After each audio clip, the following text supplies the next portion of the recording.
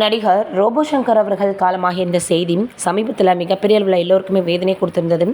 இந்த சூழலில் இப்போ என்ன இருக்குது அப்படின்னு பார்க்கும் பொழுது, ரோபோ சங்கர் அவர்கள் மறைந்ததுக்கு அப்புறமாக குடும்பம் மீளா துயரில் இருக்காங்க. இப்போ அவருடைய அஸ்தியை என்ன பண்ண போகிறாங்க அப்படின்றத பற்றி தான் எல்லோரும் பேசி வராங்க. பொதுவாக அவருடைய அஸ்தியை அவங்களுடைய வழக்கப்படி புனித தலங்களில், அதாவது காசி, ராமேஸ்வரம் அப்படின்னு இருக்கக்கூடிய புனித தலங்களில் அவங்க போய் கரைப்பாங்களாம். ஏன்னா நார்மலாக இருக்கக்கூடிய தண்ணீரில் கரைச்சி விட மாட்டாங்களாம். அதனால் இப்போது அவருடைய அஸ்தியை புனித நீரில் போய் கரைக்கணும் அப்படின்ற ஒரு ஐதீகத்தில் அவங்க இருக்காங்க அப்படின்ற மாதிரியான செய்திகள் வெளியாகி இருக்குது. உண்மையிலேயே ரோபோ சங்கர் அவர்கள் உடல்நல குறைவால் பாதிக்கப்பட்ட மருத்துவமனையில் இருந்தப்போ ஏற்கனவே எப்படி இருந்தாரோ அது போல் மீண்டு வந்துடுவார் அப்படின்னு தான் குடும்பத்தினர் அனைவருமே ரொம்ப நம்பிக்கையாக இருந்திருக்காங்க. ஆனால் எப்போ அவருடைய உடலில் மிகப்பெரிய மாற்றங்கள் ஏற்பட்டுச்சோ, சிகிச்சையை அக்செப்ட் பண்ணிக்கலையோ, அப்போயே கொஞ்சம் எல்லோருக்கும் ரொம்ப பார்த்திங்கன்னா பயம் வந்துருச்சு அப்படின்னு தான் சொல்லணும்.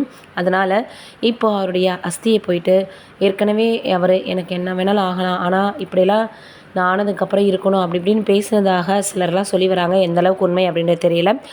இது ஒரு பக்கம் இருக்க, அவருடைய உடல்நல குறைவால் தான் அவருக்கு இந்த மாதிரி பிரச்சனை வந்திருக்குன்னு நம்ம நினச்சிட்ருக்கோம். ஆனால் உண்மையிலேயே அவருக்கு குடிப்பழக்கம் இருந்திருக்கு அப்படின்னு பலர் சொல்கிறாங்க.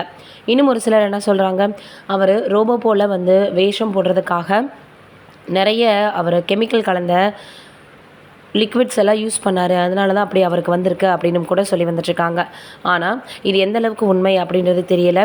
அந்த லிக்விட்ஸ் எல்லாம் பூசிக்கிட்டு அதற்கப்புறம் அந்த ரசாயன பொருள்களை நீக்கிறதுக்காக அவர் மண்ணெண்ணெய் போன்ற பொருள்களை உபயோகப்படுத்துனதுனால தோலில் வலுவிழந்து இந்த நோய் ஏற்பட்டிருக்கு அப்படின்னு சொன்னாங்க.